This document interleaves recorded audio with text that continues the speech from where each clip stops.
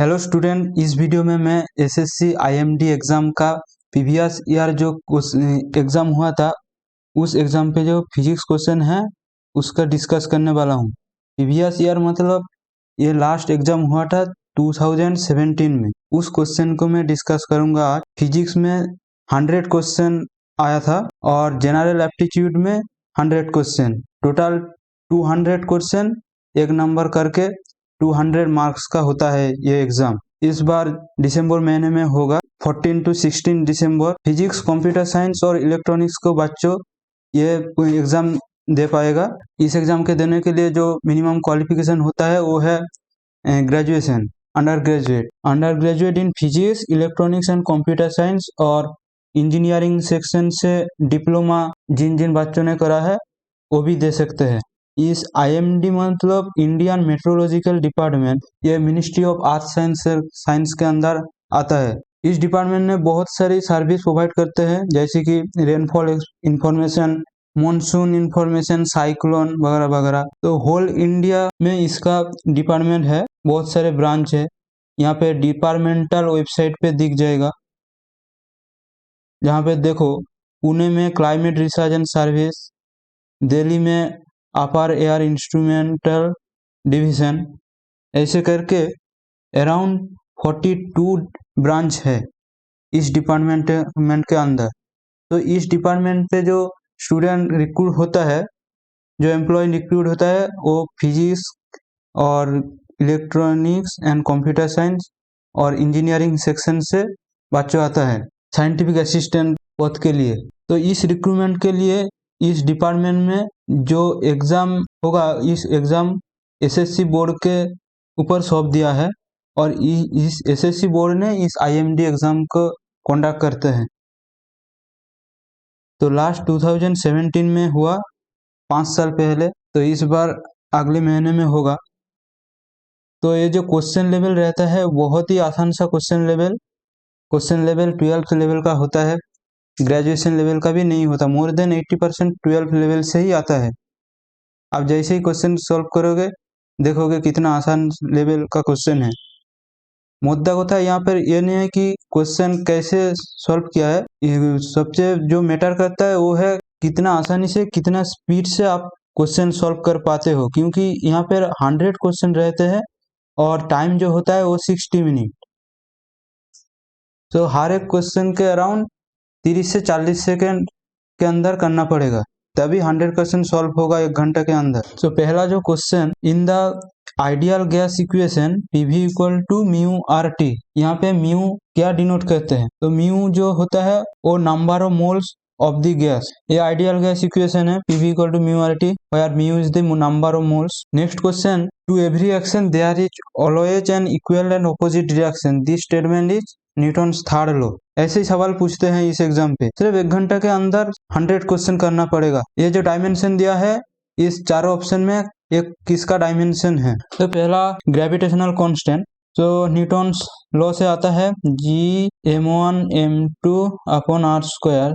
तो यहाँ से G का जो डायमेंशन होता है वो है F का डायमेंशन, आर स्क्वायर का डायमेंशन और मास इंटू मास मतलब m स्क्वायर का डायमेंशन। तो एफ का जो डायमेंशन होता है वो है m(L)(T)⁻² और आर का डायमेंशन होता है L स्क्वायर और नीच में m स्क्वायर। सो m स्क्वायर और m काट जाएगा, सो m inverse L³ T⁻²।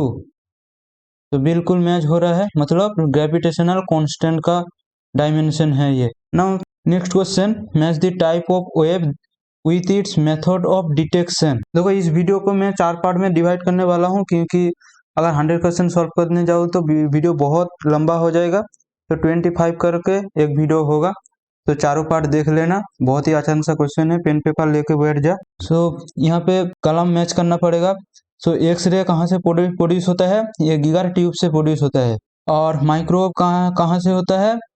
Microwave होता है पॉइंट कॉन्टैक्ट डायोड और इंफ्रारेड थर्मोपाइल्स यहाँ से। तो A3C1 और B2, A3C 1b2 option 2। Next question, 1 atomic mass unit is equivalent to dash the mass of carbon isotope C12। So C12 का जो मास होता है वो है 12U। सो 1U मतलब 1/12 C12, तो 1/12, तो ऑप्शन नंबर 2। नेक्स्ट क्वेश्चन 706, एक न्यूक्लियर रिएक्शन दिया है, यहाँ से Y का वैल्यू निकालना पड़ेगा, जहाँ पे Y होता है क्रिप्टॉन का मास नंबर। यहाँ पे नीचे में मास नंबर लिखा है और ऊपर में एटॉमिक नंबर लिखा है। देखो कोई भी न्यूक्लियर रिएक्शन ले लो, वहाँ पे मास नंबर और एटॉमिक नंबर कंजर्व रहते हैं, मतलब रिएक्शन के पहले जो टोटल मास नंबर जो कि होता है 1 + 235, और रिएक्शन के बाद में जो मास नंबर वो सेम होगा 140 plus Y plus neutron, 3 neutron, मतलब मास होगा 3 × 1। तो यहाँ से Y को जो वैल्यू होगा वो है 236 माइनस 143, जो कि होता है 93, option third. What does 32 degree Fahrenheit equals to? Fahrenheit scale में जो लोएस्ट पॉइंट होता है वो है 32 डिग्री, और सेल्सियस को स्केल लोएस्ट पॉइंट कितना होता है, 0 डिग्री के साथ मैच करता है, और 0 डिग्री सेल्सियस मतलब 273.15 kelvin in kelvin scale, option 4। Now next question, 4 protium element fuse होकर हीलियम एटॉम हो रहा है, प्लस यहाँ पे कौन सा पार्टिकल आएगा? तो मैंने पहले ही बता चुका था, जो न्यूक्लियर रिएक्शन पे एटॉमिक मास, एटॉमिक नंबर और मास नंबर दोनों की दोनों कंजर्व रहते हैं, इसलिए लेफ्ट साइड में जो मास नंबर होता है वो 4 × 1, क्योंकि एक प्रोटियम का मास नंबर 1, सो 4 प्रोटियम का 4 × 1 इक्वल्स टू, यहाँ पे जो हीलियम दिया है तो mass number actually 4 mass number के ऊपर लिखते हैं, यहाँ पे बाय एनालॉजी मास नंबर को हम लोग ऊपर में लिखते हैं और एटॉमिक नंबर को नीचे में। तो यहाँ पे 4 जो है वो है मास नंबर, तो एक हीलियम, तो मास नंबर 4, प्लस यहाँ पे कितना आएगा, 0 आएगा, तभी मास नंबर कंजर्व होगा, तो mass number 0। Now atomic number देखते हैं, तो लेफ्ट साइड में एटॉमिक नंबर 4, राइट साइड में 2 प्लस 2 आएगा। देखो ऑप्शन मिलाते हैं, न्यूट्रॉन, न्यूट्रॉन का मास होता है, लेकिन यहाँ पे 0 आ रहा है, मतलब न्यूट्रॉन नहीं होगा, और इलेक्ट्रॉन, इलेक्ट्रॉन का भी 0, सो इलेक्ट्रॉन हो सकता है, लेकिन इसका जो चार्ज होगा वो -1, तो ये भी कंजर्व नहीं होगा, क्योंकि हम लोगों को 2 लेना पड़ेगा। सो प्रोटॉन, प्रोटॉन हो सकता है, प्रोटॉन और पॉजिट्रॉन नहीं, प्रोटॉन का भी मास है और चार्ज है, लेकिन पॉजिट्रॉन, पॉजिट्रॉन का मास नहीं होता लेकिन चार्ज होता है, चार्ज +1, सो 2 पॉजिट्रॉन के लिए × 2, तो 2 आएगा, तो हमारा last option 2 positron correct option. A ball is thrown vertically upward with a velocity of 12 metre per second, how high will be the ball rise? देखो जो इनिशियल वेलोसिटी वो है 20 metre per second, final velocity at the highest point 0, हम लोगों को ये पता है A = UT प्लस माइनस होगा -12 GT², तो U का वैल्यू 20 × 2 -12 × 10 × 2², सो 40 - 20, सो 20, तो 20 मीटर बॉल राइज करेगा, ऑप्शन 2। सो ये question 710, a boy standing on a 20 metre tall building throws a stone horizontally with a speed 15 metre per second. ये building का height 20 metre, यहाँ से एक बॉल को 15 मीटर पर सेकेंड पे horizontally throw कर रहा है। What speed will the stone hit the ground? Path होगा, यह है ground.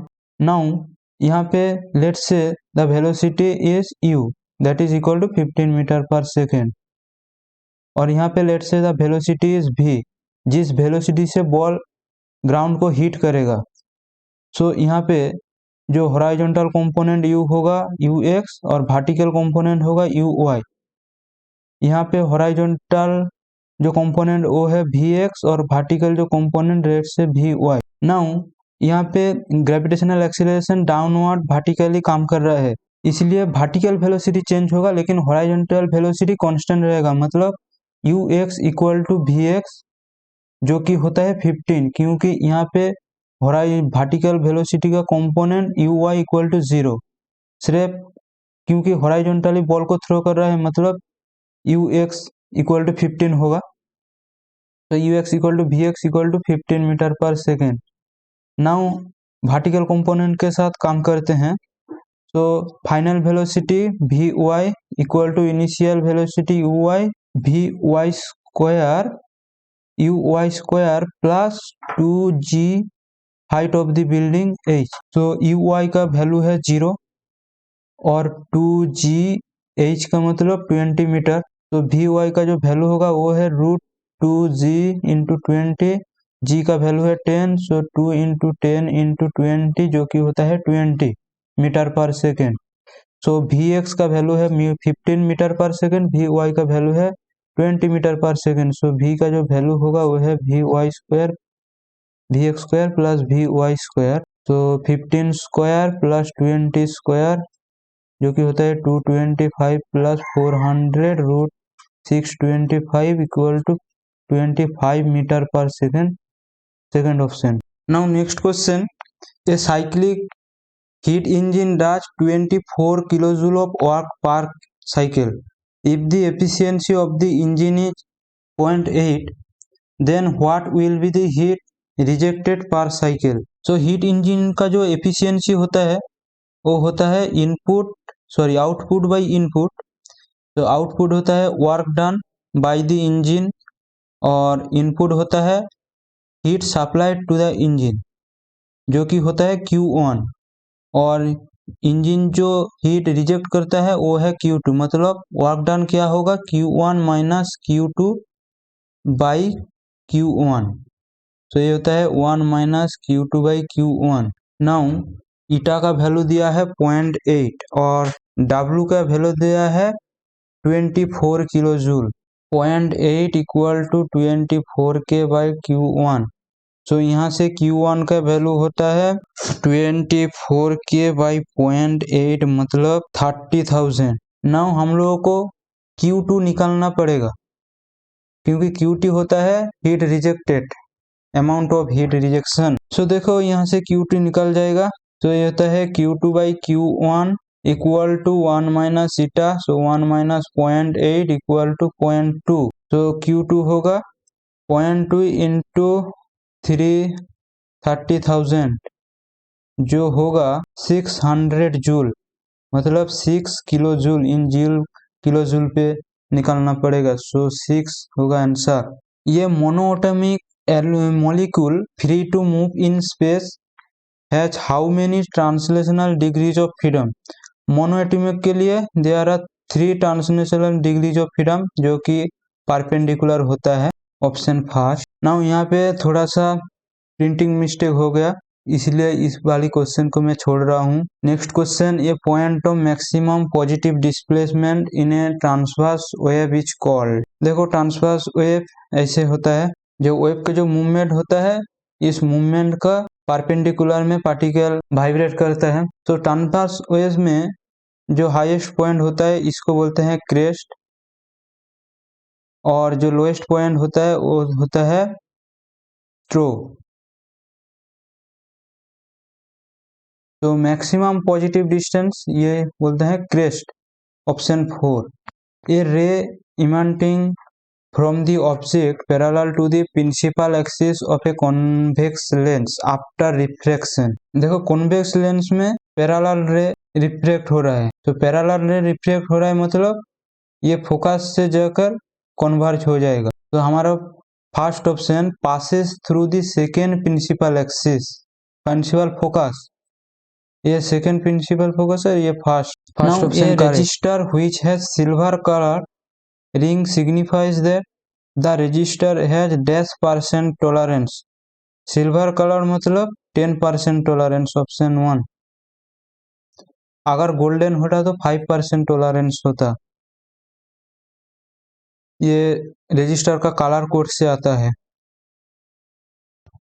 Now next question, an adiabatic wall between two thermodynamic system. Adiabatic process में हीट कांस्टेंट रहते हैं,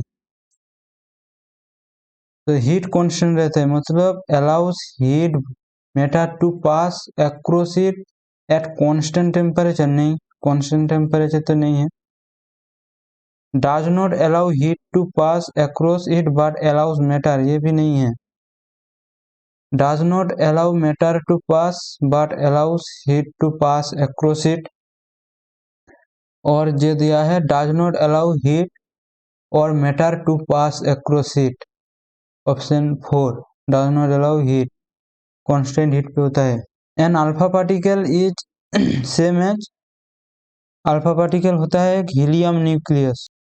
question number 719, at what temperature is the RMS velocity of hydrogen molecules twice the RMS velocity of oxygen molecule at 327 degree centigrade. Molecule का जो RMS velocity होता है वो है 3RT/m, जहां R होता है यूनिवर्सल गैस कांस्टेंट, T होता है टेम्परेचर इन केल्विन स्केल और M होता है मॉलिक्यूलर वेट।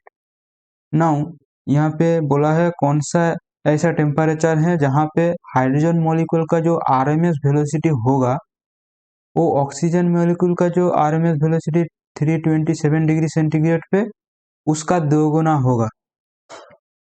तो let's say the temperature is for hydrogen molecule temperature is TH2 और हाइड्रोजन का molecular weight let's say MH2। और for oxygen T equal to TO2 और M इक्वल टू MO2।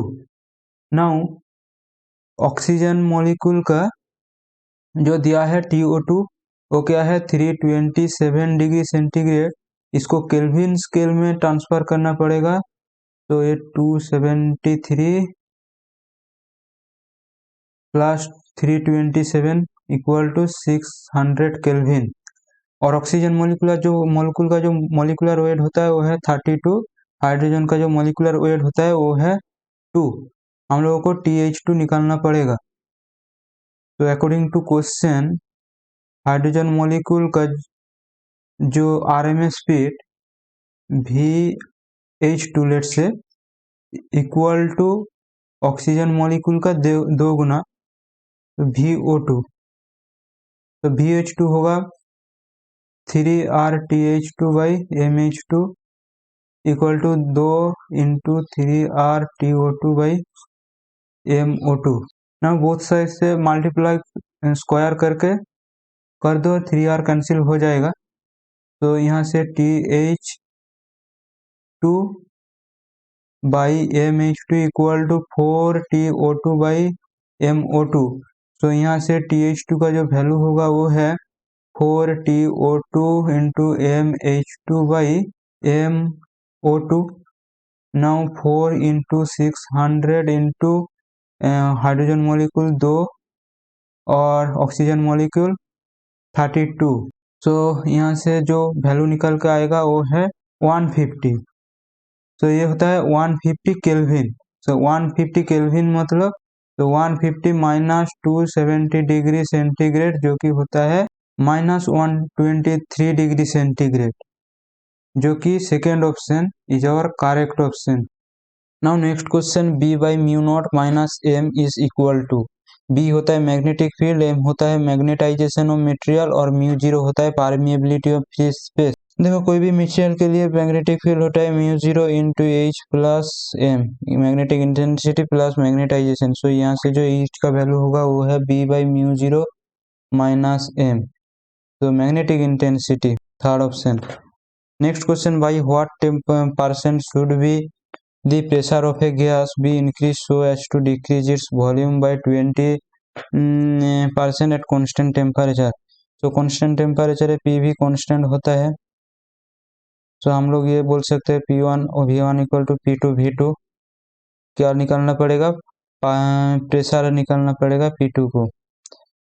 सो अच्छा P2/P1 P1 होगा V1 by V2।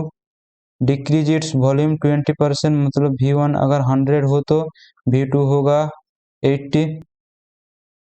तो एक यहाँ से होगा 5/4।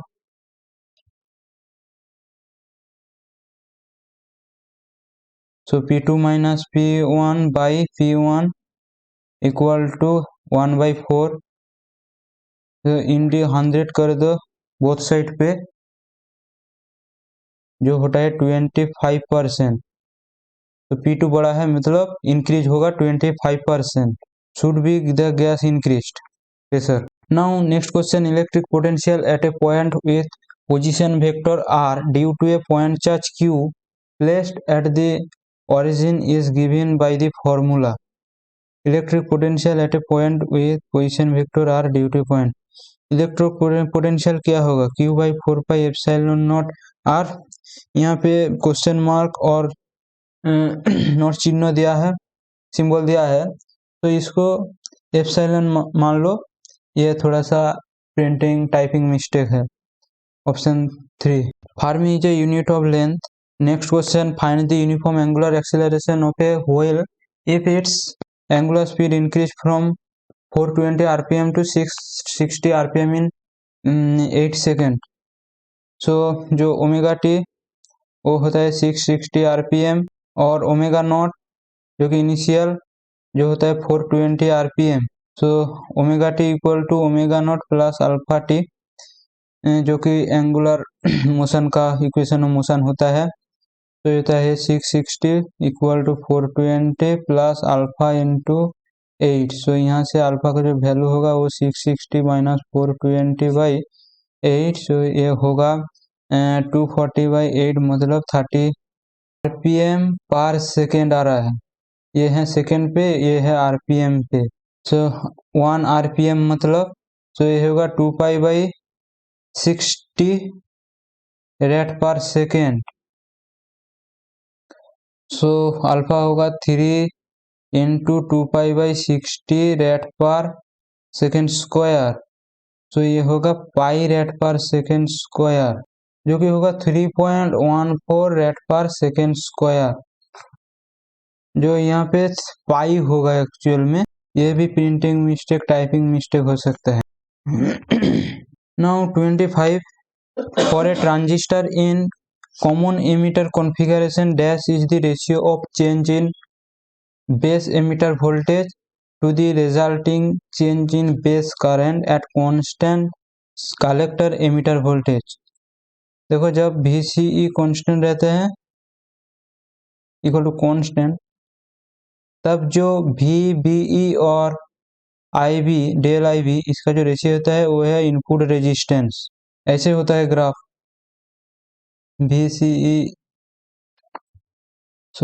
VBE और डेल्टा IB ऐसे होता है।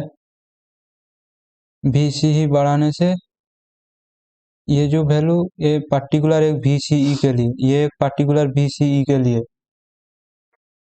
ये पर्टिकुलर VCE, ये पर्टिकुलर VCE, ये पर्टिकुलर VCE। ये इनपुट कैरेक्टरिस्टिक। आउटपुट कैरेक्टरिस्टिक क्या होता है, जिसमें हम लोग आउटपुट रेजिस्टेंस पाते हैं, जो है VCE बाई डेल्टा IC, जब IB कांस्टेंट रहता है, याद है, ऐसे करके ग्राफ होता है। VCE इधर और IC इधर, डेल्टा IC, तो ऐसे करके ऐसे ऐसे हर एक IB के वैल्यू के लिए होता है। तो यहाँ पे जो आंसर आएगा वो है इनपुट रेजिस्टेंस।